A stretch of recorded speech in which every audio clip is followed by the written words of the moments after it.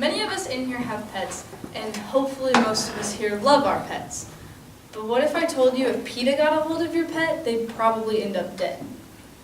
PETA says they stand for the ethical treatment of animals, but most of their protests actually look like this.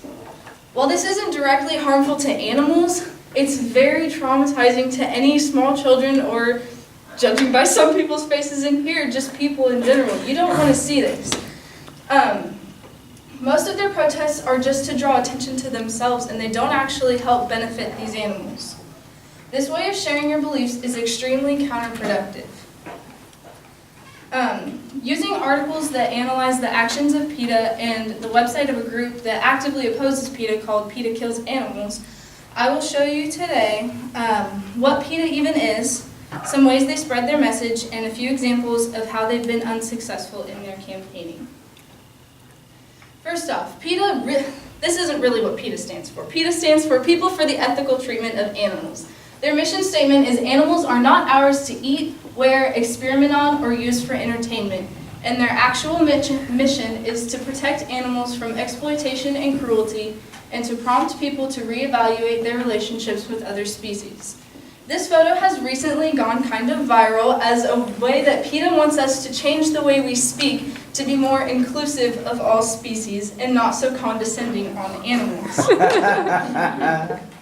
Some of their other this is one of their more passive advertisements, I would say. Some of their other ones look more like this. And believe it or not, PETA will go around the streets and hand these out to kids as a way to instill fear in them and get them and their parents to change the way they eat. So yeah, in an article by PETA Kills Animals, they say, according to government documents, PETA employees have killed more than 33,000 dogs, cats, puppies, and kittens since 1998. And this picture here is of some authorities that found a whole bunch of puppies and stuff that PETA had killed and just discarded. The rest of these, many were found in trash cans behind the shelters of PETA. Looking at this number, we can agree that it's extremely high, but for all we know, they could be getting millions and millions of animals, so this could be a really low percentage. But get this, PETA puts to death up to 97.4% of the animals in its care in any given year, including those it accepts from members of the public who expect the group to make a reasonable attempt to find them homes. 97.4% is ridiculously high. Why do they do this? Because, as PETA President Ingrid Newkirk says, pet ownership is an abysmal situation. Now, if you ask me, this doesn't exactly look like a wild coyote, but I guess if you're supposed to be the president of an organization that is supposed to help animals, you have to at least look like you like them. So, most of the PETA supporters don't support pet ownership, which is why they put these pets down. They say they want animals to be free to live their own lives, and they know that these domesticated animals won't be able to do this on their own, so they just euthanize them to prevent them from being pets ever again. They've also been known to say outdoor cats would be better off dead because they might contract an illness or be hit by a car in the future. This is pretty much just saying we should kill the animals because they're going to die someday. If we go off of this logic, it'd be like saying we should kill newborn babies because they might get the flu or get injured someday. So it doesn't really make a whole lot of sense. PETA also likes to use celebrities, like Jenna Jameson here, who will help advocate for the cause. But there have been several that have backed out of their support or obviously contradict whatever they're saying. So they've been known to use fur and leather products and just straight revoke their support of the organization.